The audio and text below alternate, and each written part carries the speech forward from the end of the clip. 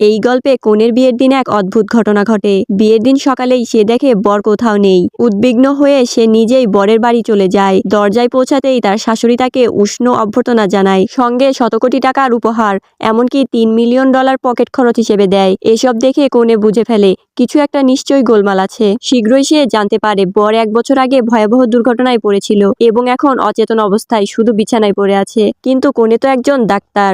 সে তার বরের নাড়ি পরীক্ষা করে দেখে সব একদম স্বাভাবিক। সন্দেহ জাগে তার মনে। সে বরের পা ছুঁয়ে দেখে হালকা নড়াচড়া। বর চেষ্টায় নিজেকে স্থির রাখে। কনে তার মুখে আলতো করে হাত বুলিয়ে এমনকি চুমু দেয়, তবুও কোনো প্রতিক্রিয়া নেই। শেষ পর্যন্ত সে ভাবলো হয়তো তার চিকিৎসা জ্ঞানই যথেষ্ট নয়। কিছুক্ষণ পর সে পোশাক খুলে আরাম করে নেল পলিশ নিয়ে বরের নখে লাগাতে শুরু করে। বর ভেতরে ভেতরে বিরক্ত হলেও চুপচাপ থাকে।